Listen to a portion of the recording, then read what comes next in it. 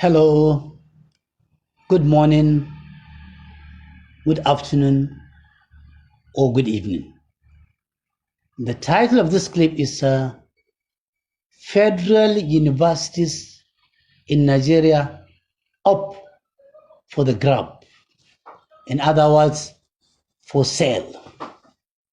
It is now official, courtesy of the voluntary disclosure by the Minister for Education, Professor Hitmama, that the federal government has come to a final conclusion that for Nigerian youth to have qualitative education in court and for them to be able to go to further their own studies, and in view of the inability and lack of capacity and resources of the federal government to keep on funding tertiary institutions, it has come to a final conclusion that investors will have the gates of all federal universities and institutions to come in and invest.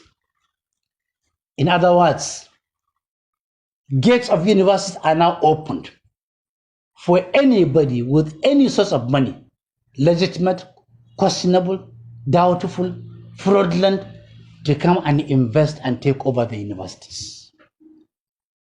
This is quite an interesting time. If you say you want children to have quality education, but you said an investor will come in and invest. Investors are not fools. They are coming in to make profit. As we stand today, it is impossible for majority of our youth to go to the university or other higher institutions. With the coming of an investor, it is completely impossible, completely untenable, completely not practicable, which means this policy is meant to send away children of the poor, the indigent, and the downtrodden from being educated forever. Because an investor will come in and charge 3 million, 4 million, 5 million, 10 million, depending on the cost, which means ab initio you have eliminated over 90% of those aspiring to be educated up to the university level or up to higher or beyond secondary school level. This is wickedness of the highest order. People who are formulating these policies got educated free on a platter of gold in a serene environment with quality teachers. They are the same people now who are destroying the educational sector, the same sector that they did not build. They woke up and saw a working educational system which they are now willing to destroy for their own personal and selfish reasons. And to be sure, no responsible investor will come from any part of the world to come and invest into education in Nigeria. Why do I say so? Investors are not fools.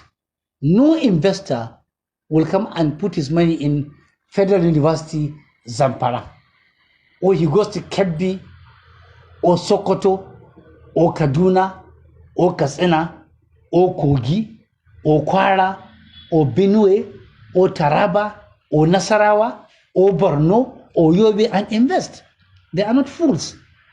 If you see a white man coming, and you will see many of them, or any foreigner for that matter, coming into Nigeria to say, I am bringing in money to invest in university, that money must have been the stolen money, stolen by Nigerians, taken outside, now finding a way of bringing it back to continue asphyxiating us, to continue exploiting us, and to continue destroying the future of even the generation yet unborn. That is how sad it is. When we begin to ask, where are our legislators? Where are the senators? Where are the members? Where are the ministers? Where are the clergies? Where are the clerks? They are all around. Some clergies and some clerics have been permanently compromised. In National Assembly, we have only one party under APC. Don't ever think of a PDP senator or a PDP member, or a Labour member or a Labour senator. No, they are now standing on his mandate. That is why there is no opposition. That is why Tinubu has so far borrowed 21 trillion naira without pimp from members of the National Assembly. That is why he has transferred federal agencies outside of Abuja, no single word coming from them, except few objections. That is why the economy is being destroyed and everybody is keeping quiet. That is why he's opening the universities for investors, nobody will talk. That is why his regime is promoting and protecting and projecting and looking away when our ethical morality is being assaulted by being signatory to the LGTB Samoa Agreement and Pact. Well, luckily, those who go to extreme beyond the boundaries set by God are immediately going to be destroyed. All these actions, all these assaults, all these insults, all these derailments, all this arrogance and greed are going beyond the boundaries set by God. And even if Nigerians don't pray for God to help them, for God to save them, there is no point. God will save us. God will be on our side always. And God will annihilate all those people who are making life difficult for Nigerians, those who are changing Nigerians, those who are stealing Nigerians' money, those who are dipping their hands into the treasury and emptying it as if there was no yesterday or tomorrow will not come.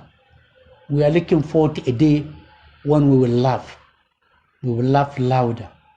We will laugh last. We will be happy. We will enjoy. We will marry. And we shall praise the songs of God. We shall praise the name of God. We will thank God for saving us at the time we never expected, from the angle we never expected, at the moment of our dire needs.